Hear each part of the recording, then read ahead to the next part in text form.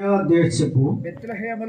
బెత్లెహేములో యేసు పుట్టిన పిమ్మట ఇదిగో తూర్పు దేశ జ్ఞానులు యెరూషలేమునకు వచ్చి యూదుల రాజుగా పుట్టినవాడు ఎక్కడున్నాడు తూర్పు దిక్కున మేము ఆయన నక్షత్రమును మేము చూసి ఆయనను పూజింపవచ్చితమని చెప్పిరి. హేరోదు రాజు ఈ సంగతి వినినప్పుడు అతడును అతనితో కూడా యెరూషలేము వారందరూ కలవరపడిరి. కాబట్టి రాజు ప్రధాన యాజకులను ప్రజలలో నుండి శాస్త్రులను అందరినీ సమకూర్చి క్రీస్తు ఎక్కడ పుట్టినని వారిని అడిగిను. చాలయ్యా, ఇక్కడ చూడండి, యేసు పుట్టిన వెంటనే రాజు హృదయంలో ఏమొచ్చింది? కలవరం వచ్చింది.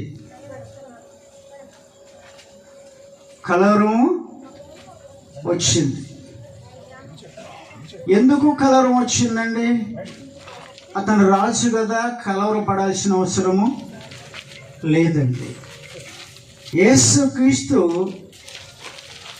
ప్రజల కొరకు జన్మించాడు, ప్రజల పాపం నిమిత్తంగా జన్మించాడండి. ఈ లోకములో మన తల్లైనను మన తండ్రి అయినను మన అక్క చెల్లెలైనను ఎవరు కూడా ప్రాణం పెట్టిన వారు ఎవరు ఈ లోకములో లేరండి. యేసుక్రీస్తు చూడండి, పాపులైన మన కొరకు, నశించిపోతున్న మన కొరకు ఆయన పరలోక సింహాసనాన్ని విడిచిపెట్టి, ఆ మహిమగల రాజ్యాన్ని విడిచిపెట్టి, ఆ కోటాని కోట్ల దూతలు విడిచిపెట్టి చూడండి, తనకు తాను దాసుడు స్వరూపము ధరించుకొని ఒక పేదవాడిగా, చూడండి ఏమీ లేనివాడిగా, నిస్వయస్కుడుగా ఈ లోకానికి వచ్చాడండి. ఎందుకు వచ్చాడంటే పాపులైన మనల్ని రక్షించడానికి ఆయన ఈ లోకానికి వచ్చాడు. ఎవరు చేయలేని త్యాగాన్ని, ఎవరు చేయలేని సమర్పించుకొని ఆయన ఈ లోకానికి వచ్చి ఏం చేస్తున్నాడంటే పాపులైన మనల్ని వెతుకుతా ఉన్నాడు. ఎందుకు వెతుకుతున్నాడు అంటే మనకి రక్షణ ఇవ్వాలి, సమాధానకర్త మన గుహాల్లో జన్మించాలి, మన గుహాల్లో నివసించాలి. చూడండి, మనల్ని బాగు చేయాలి, మన కుటుంబాలు కట్టబడాలి, మన జీవితాలు మార్చబడాలి, మన ఆలోచనలు మార్చబడాలి, మన తలంపులు మార్చబడాలి. యేసయ్య మన కొరకు ఆయన ఆ శిలువలో చేసిన త్యాగము ఈ లోకములో ఎవరు చేయలేదండి. పాపులైన మన కొరకు ఆ త్యాగం చేశాడు. మన రక్షించాలని, అపాయకరమైన ఒక దాని నుంచి మనల్ని విడిపించాలని, పాతాళం మనకు సిద్ధపరిచిన పాతాళం నుంచి విడిపించాలని ఆయన ఈ లోకానికి వచ్చాడండి. ఈ లోకము చూడండి, లోకం గతించిపోయిన ఆయన మాటలు గతించిపోవని చెప్పాడు. ఆయన మాటల్లో జీవం ఉన్నది, ఆయన మాటల్లో శక్తి ఉన్నది, ఆయన మాటల్లో బలం ఉంది, ఆయన మాటల్లో యథార్థత ఉన్నది, ఆయన మాటల్లో నమ్మకస్తూ ఉంది. అందుకే ఈ లోకంలో మనం ఏం చేయాలంట? యేసుక్రీస్తును ఆరాధించేవారిగా ఉండాలి. ఆయన ఆరాధించాలంటే మనం ఎలాగ ఆరాధించాలంటే ఆయన ఆత్మతో సత్యముతో ఆరాధించాలి, ఎరిగి నలిగిన మనసుతో ఆరాధించాలి, చూడండి శుద్ధ హృదయంతో ఆరాధించాలి. అప్పుడే మన జీవితంలో, కుటుంబాల్లో శాంతి సమాధానం ఉంటుంది. ఈనాడు చూస్తే చూడండి, కుటుంబాల్లో శాంతి సమాధానం లేదు, క్రైస్తవ కుటుంబాల్లోనే సమాధానం లేదు, క్రైస్తవ కుటుంబాల్లోనే పరిశుద్ధత లేదు, క్రైస్తవ కుటుంబాల్లోనే ప్రేమ లేదు, క్రైస్తవ కుటుంబాల్లోనే విశ్వాసం లేదు. కారణం ఏంటంటే చూడండి, దేవుణ్ణి ఆరాధిస్తున్నారు కానీ కపటమైన మనసుతో ఆరాధిస్తున్నారు. కపటమైన మనసుతో, కపటమైన ఆలోచనతో ఆరాధించటం వల్ల చూడండి క్రైస్తవుల్లో చూడండి సరైన విశ్వాసం లేకుండా కోల్పోయారు. అందుకే చూడండి, ఒక మాట చూపిస్తాను. చూడండి, 2 కొరింథీయులకు రాసిన పత్రిక 5వ అధ్యాయంలో చూడండి, 17వ వచనం చూడండి త్వరగా. 2 కొరింథీయులకు రాసిన పత్రిక 5వ అధ్యాయము. కాగా ఎవడైనను క్రీస్తునందు ఉండిన ఎడల వాడు నూతన సృష్టి, పాతవి గతించును, వెతుకు కొత్తవాయును. ఏంటంట? పాతవి గతించును, ఇదిగో కొత్తవాయును. చూడండి, పాతవి గతించాలండి. 2023లో ఉన్న స్వభావము 2024లో కూడా ఉంది. ఇది ఎంతండి? 2024. చూడండి, వచ్చే నెలలో మనము కొత్త ఏడు మొదలు పెడతాం. చూడండి, కొత్త ఏడు సంవత్సరం గతించిపోతుంది, కానీ మనుషులు ఉన్న స్వభావాలు మారట్లేదు, మనుషుల్లో ఉన్న ఆలోచనలు మారట్లేదు, మనుషుల్లో ఉన్న తలంపులు మారట్లేదు, మనుషుల్లో ఉన్న దేవుడి వాక్యానికి వ్యతిరేకంగా జీవిస్తున్న జీవితం మారట్లేదు. మారాము అని చెప్తున్నారు, కానీ వాళ్ళ జీవితాల్లో మార్పు లేదు. చూడండి, పాత అనగా దేవుడి దగ్గరకు రాకముందు సీరియల్ చూసేవాడివి, సినిమాలు చూసేవాడివి, అబద్ధం ఆడేవాడివి, దొంగతనం చేసేవాడివి, మోసం చేసేవాడివి, పొరుగు వారికి కీడు చేసేవాడివి, అబద్ధ సాక్ష్యం పలికేవాడివి, దొంగతనం చేసేవాడివి. కానీ క్రీస్తు దగ్గరకు వచ్చిన తర్వాత, రక్షింపబడిన తర్వాత, మారుమనస్సు పొందిన తర్వాత, నువ్వు ప్రభు బిడ్డగా తీర్చబడిన తర్వాత, నీ జీవితంలో ఈ పాతయన్నీ కూడా గతించిపోయినాయా? అవి గతించిపోకుండానే పండగ చేస్తున్నావు, అవి గతించిపోకుండానే పాటలు పాడుతున్నావు, అది గతించిపోకుండానే వాక్యం చెప్తున్నావు, అవి గతించిపోకుండానే వందనాలు చెప్తున్నావు, అవి గతించిపోకుండానే సమస్తాన్ని జరిగిస్తున్నావు. మరి గతించిపోయినాయా మన జీవితంలో? మన ఆలస్యాలు గతించిపోయినాయా? దేవుడు ఆలస్యాల చేత నింపబడినావా? దేవుడు కోరికల చేత నింపబడినావా? దేవుడు ఉద్దేశం చేత నింపబడినావా? పాతి గతించిపోకుండానే ఏం చేస్తున్నావంటే, చూడండి, పండగ అంటే ఏంటండి? పండగ అంటే చూడండి, ఒంటికి పండగ, తర్వాత పంటికి పండగ, తర్వాత ఇంటికి పండగ. చూడండి, అన్నిటికీ పండగే. మరి హృదయానికి పండగ లేదా? హృదయానికి పండగ లేదా? హృదయాన్ని ఎక్కడ ఉంచుతున్నాం మనము? ఏ సారా కొట్లో ఉంచుతున్నాం? కానీ రక్షింపబడ్డాని చెప్తున్నావే, బాప్టిజం తీసుకున్నాను చెప్తున్నావు కదా, మరి నీ నివాసనం ఎక్కడ? సాతాను గుహాల్లోనా, దొంగతనములోనా, అబద్ధములోనా, మోసములోనా, చెడుతనములోనా, బూతుల్లోనా? చూడండి, రకరకాలైన వాటిల్లో, లోకమనే వాటిల్లో నివసిస్తున్నావా? పాత గతించిపోకుండా పండగ. మంచి వస్త్రాలు కుట్టించుకున్నంత మాత్రం నీ జీవితం మారుతుందా? నీ ఆలస్యాలు మారుతున్నాయా? పాత గతించిపోవాలండి, పాత గతించిపోవాలి.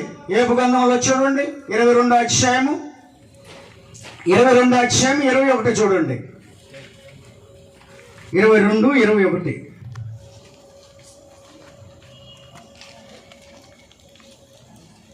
త్వరగా. ఆయనతో సమాసము చేసిన ఎడల నీకు సమాధానము కలుగును, అలాగునా నీకు మేలు కలుగును. ఒక్కలే ఆయన నోటి ఉపదేశమును అవలంబించుము, ఆయన మాటలను నీ హృదయంలో ఉంచుకొనము. సర్వశక్తుడి వైపు నువ్వు తిరిగిన ఎడల నీ గుడారములో ఉంచి దుర్మార్గతను దూరంగా తొలగిస్తే ఏం పొందుతాడంటండి? ఏమున్నాయంట? గుడారం అంటే చూడండి, గుడారం అంటే మనం ఎంత 4 స్టేర్లెస్ బిల్డింగ్ కట్టుకుంటామండి, దాన్ని ఏమంటామండి? మంచి బిల్డింగ్ కట్టుకున్నాడంటే పలానా నానొక్కు గారు అంటారు. గుడారం గొప్పదా బిల్డింగ్ గొప్పదా? ఏది గొప్పదండి? గుడారం గొప్పదే. గుడారములో ఏముంటున్నాయి అంట? చూడండి, మార్కు సువార్త 7:21 చూడండి. త్వరగా ముందుకెళ్దాము, నాకు ఇచ్చిన టైం అయిపోతుంది. మార్కు సువార్త 7:21. మనిషి లోపల నుండి బయలు వెళ్ళినది మనిషిని అపవిత్రపరచను. అయ్యా లోపల నుండి అనగా మనిషి హృదయంలో ఉంచి దురాలోచనలు, జారత్వములను, దొంగతనములను, నరహత్యలను, వ్యభిచారమును, లోభమును, చెడుతనమును, కృత్రిమము, కామ వికారము, మత్సరమును, దేవదూషణయు, అహంభావమయు, అవేకము వచ్చును. ఈ చెడ్డయన్ని లోపల నుండి బయలు వెళ్ళి మనిషినే అపవిత్రపరుస్తున్నాయి. చూడండి, ఇవన్నీ కూడా హృదయం అనే గుడారములో నివాసనం చేస్తున్నాయి.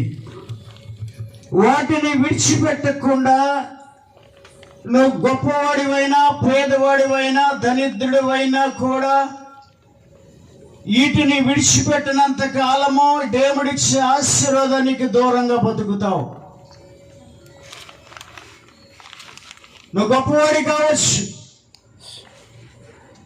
అందచందాలు ఉండొచ్చు, నీకు విద్య ఉండొచ్చు, ఈ లోక సంబంధమైన జ్ఞానం ఉండొచ్చు, సమస్తం ఉండొచ్చు, కానీ నీ గుడారములో ఉంచి దుర్మార్గాన్ని తొలగించకపోతే ఏ వ్యక్తి కూడా ఆశీర్వదించబడలేడు.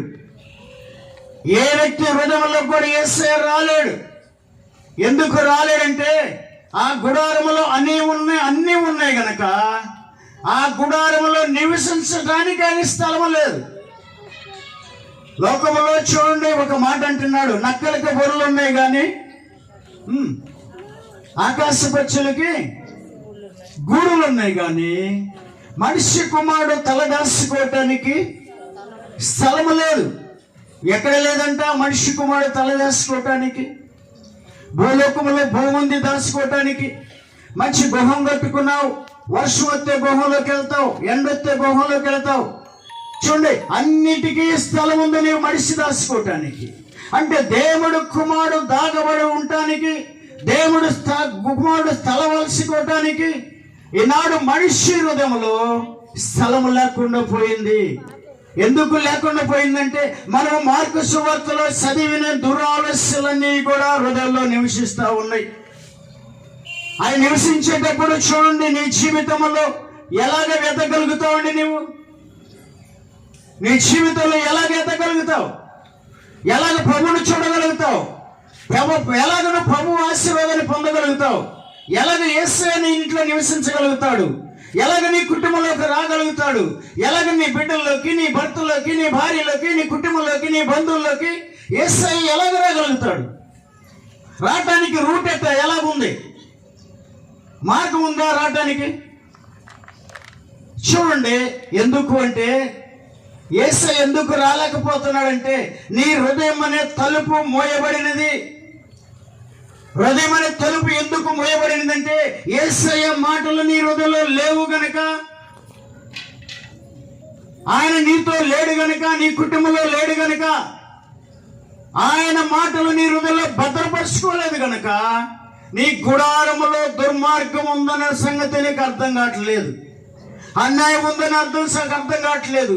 నేను భక్తి పరునండి, నేను ప్రార్థన పుర్రాలనండి, నేను బైబిల్ చదవగలుగుతానండి, నేను పాటలు పాడగలుగుతానండి, నేను అన్ని చేయగలుగుతానండి అని చెప్తున్నావు. కానీ యేసయ్య నీ హృదయం అనే గుడారములో నివసించడానికి నీ ఇల్లు యోగ్యముగా ఉందా?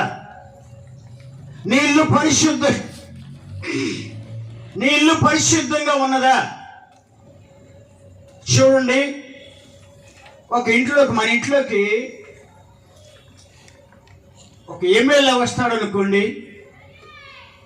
రావాలి అంటే మనం ఏం చేస్తామండి? మన ఇంట్లో అన్నింటినీ ఈరోజు మీ ఇంట్లో నివసించాలయ్యా అన్నాడు అనుకోండి, ఏం చేస్తాం? సమస్తాన్ని తీసేస్తాం, ఇల్లంతా కూడా ఖాళీ చేస్తామండి. ఒక దొంగ నీ ఇంట్లోకి వస్తానంటే ఇల్లంతా ఖాళీ చేస్తున్నావే, నీ కొరకు ప్రాణం పెట్టిన యేసయ్య నీ ఇంట్లోకి వస్తానంటే నువ్వు ఖాళీ చేసావా? నీటిలో నిషేధించబడిన వస్తువులన్నీ ఖాళీ చేసావా? నీటిలోని అక్రమం, నీంట్లోని అన్యాయము, నీంట్లోని లంచము, నీంట్లోని తాగుడు, నీంట్లోని బూతులు ఖాళీ చేసావా? వాటిని ఖాళీ చేయకుండా యేసయ్య నీ హృదయంలోకి ఎలాగ వస్తాడు? ఎలాగ పండుగ చేసుకున్నా? ఎవరు చెప్పారు నీకు పండుగ చేసుకోమని? ఎందుకు చేసుకుంటున్నావు పండుగ? యేసుక్రీస్తు లేకుండా పండుగ చేసే పండుగ అది వ్యర్థమైన పండుగ అండి. ఆ పండుగలో సంతోషం ఉండదు, ఆ పండుగలో సమాధానం ఉండదు, ఆ పండుగలో పరిశుద్ధత ఉండదు, ఆ పండుగలో ప్రేమ ఉండదు, ఆ పండుగలో కనికరం ఉండదు, ఆ పండుగలో జాలి ఉండదు.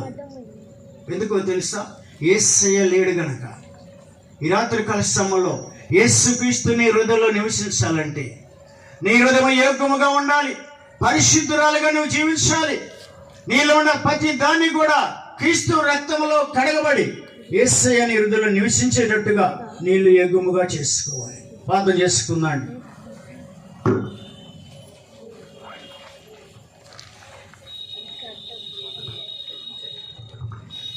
ప్రార్థన చేసుకుందాం. తల్లి, పురుషుల్లో కూడా ప్రార్థన చేయండి. పాపా, నా ఇల్లు యోగ్యముగా లేదు నాయన, నా ఇంట్లో సమాధానం లేదు పాపా.